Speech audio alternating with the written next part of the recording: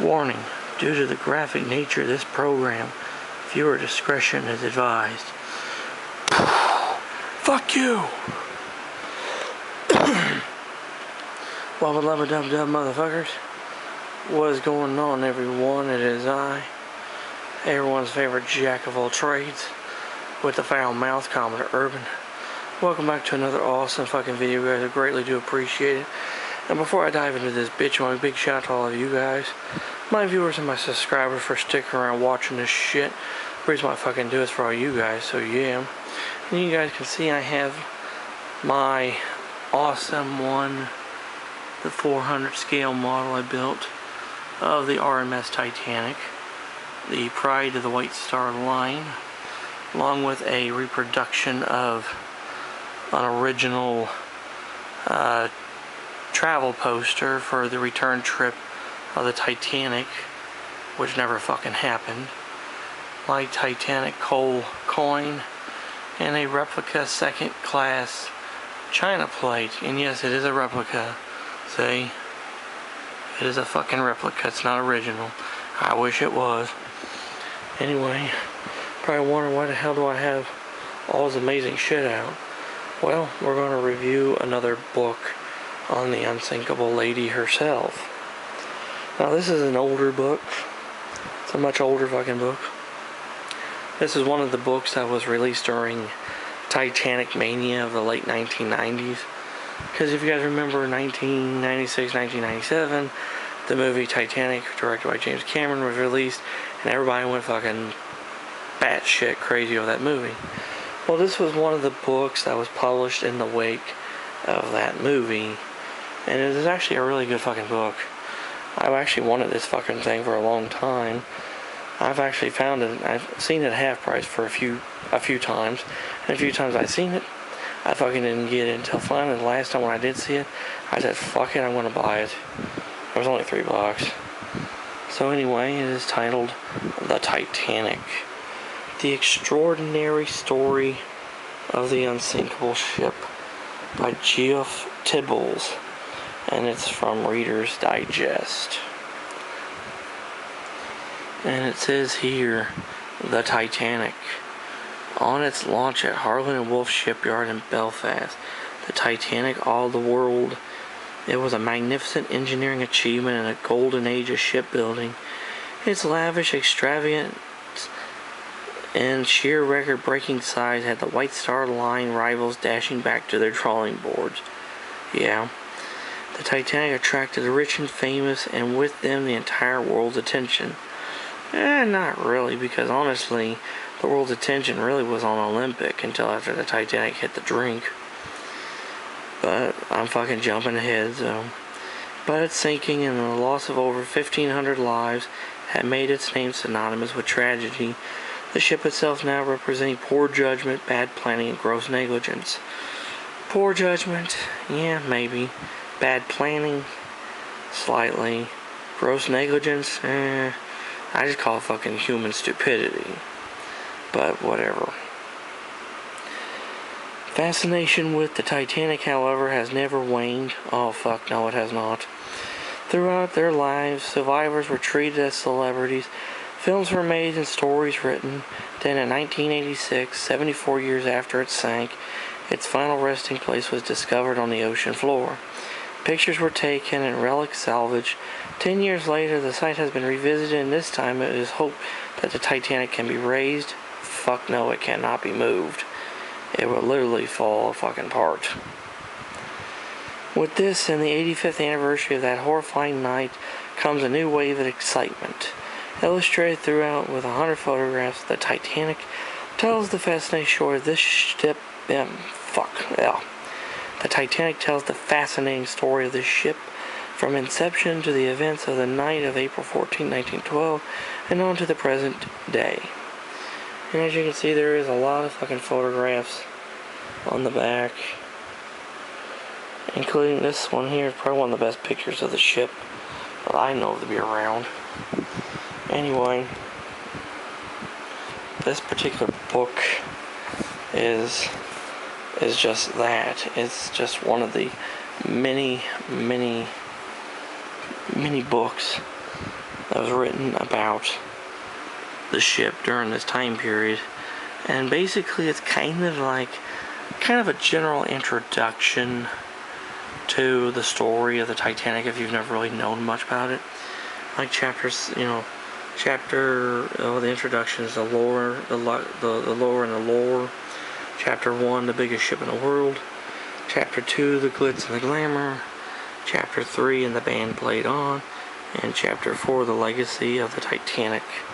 And right here we have this amazing fucking photograph of Titanic, which this is a really beautiful picture of her. I think, honestly, this is one of the better pictures of her that was taken. Yes, I do love the picture, especially with the detail and shit. I mean, you can pick out all that detail on the front there. And honestly, the Olympic class liners just had this really beautiful fucking profile to them. They were just beautiful ships. And as you start reading this book, you get kind of into some of the legends behind the ship. And also, we talk about Fatality, or the Wreck of the Titan, which is actually a really good book. I've actually owned a copy of it, and I read it and did a review of it. It's a really nice little story. It's really fucking weird that that book was written 14 years before she was even thought of. And some people say that this is supposedly the last picture of the Titanic. That's not Titanic. That is Olympic. And if you guys want to, I might do a comparison video between Titanic and Olympic to kind of get people to think, okay, whatever. Because a lot of people say, oh, Olympic was swapped out with Titanic and they were sunk for insurance purposes. Or, this guy here, John Pierpont Morgan, had Titanic sunk because all the rich people that were on board were like his rivals and shit. It's really stupid. Stupid fucking shit. But anyway, that's not what this book talks about. This book talks about basically the generalized history of the ship and why the ship was built. Because other ships were coming online and the White Star Line didn't want to be left behind. So they wanted something that was bigger and better than what anyone else had. And look, there's the fucking return poster, which I have a copy of it right there. And if you guys do see right there, the Queen of the Ocean Titanic, that is what Trumpeter calls their kit on their box. Same exact lettering and everything. I thought that was pretty cool when I realized that's exactly the same font and shit. And they call their model the Queen of the Ocean Titanic, just like in the old White Star Line ads. But see, the difference is you have this part here, but I think honestly this did have that, because see, it was cut off. So there should have been this part at the very top.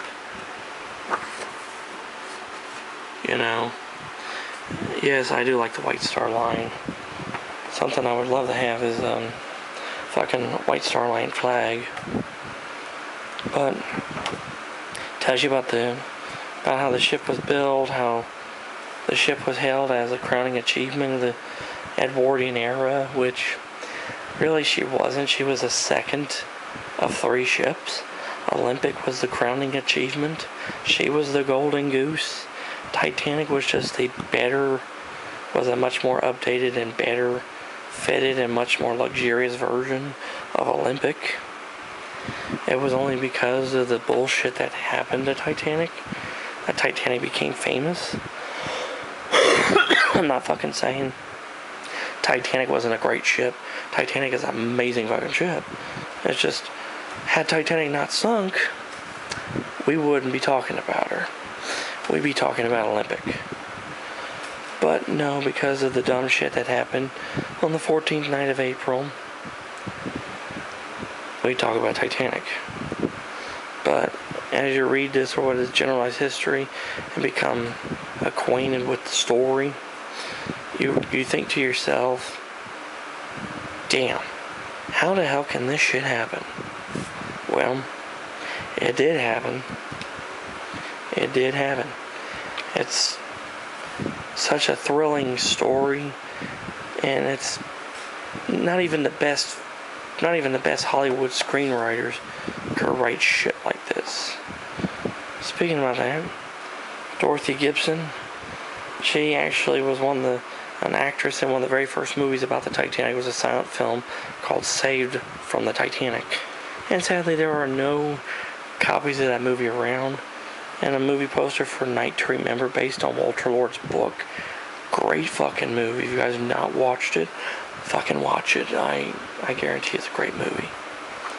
Great fucking movie. Raise the Titanic based on Clyde Cussler's book. The book is better.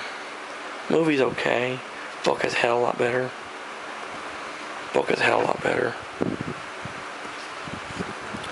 And of course about the wreck. Dr. Ballard talking about how the ship sank. And of course, James Cameron, the director of one of the best Titanic movies. And of course, Kate Winslet, as you remember, she shows her titties to Jack, and he draws her nude, and afterwards they have a rough riding fuck session in the back of Billy Carter's Renault. Lucky Jack. But yeah, all in all, it's a really good introduction book. The Titanic, The Extraordinary Story of the Unsinkable Ship by Geoff Tibballs. It's a great fucking introduction to the story of the Titanic. It is, like I said, it's a general history of the ship and the general history of the disaster. Like I said, it's one of those books that was cashing in on the fucking Titanic mania that was taking place during the time, when the movie was coming out and shit. But yeah, great fucking book. I definitely recommend people reading it. I give it 2 thumbs up and 5 stars. Excellent shit. So there you have it. Hope you guys enjoy my review of this book, The Titanic, The Extraordinary Story of the Unsinkable Ship by Geoff Tibballs, which is a Reader's Digest book. If you have any questions or comments about it or anything, leave in the fucking comment section below and I'll get back with you. And if you're new to the channel, like the shit I fucking do, I am the jack of all trades with the foul mouth, so I fucking do a little bit of everything and shit. Hit the fucking subscribe button, hit the damn notification bell, never miss a video from yours truly ever again. And let's get to 2,000 subs by the end of the fucking year. That'd be amazing, so yeah. Until next time, this is Coming to Urban, saying smooth seas and clear skies. Happy sailing with you. God bless you all. Take care, stay safe. Be yourselves. Jesus and the good Lord love y'all very much. And until next time, I'll catch you in a warm trade wind where hell anyone knows. And let's go, Brandon. Fuck Joe Biden and Trump 2024, baby. Yeah.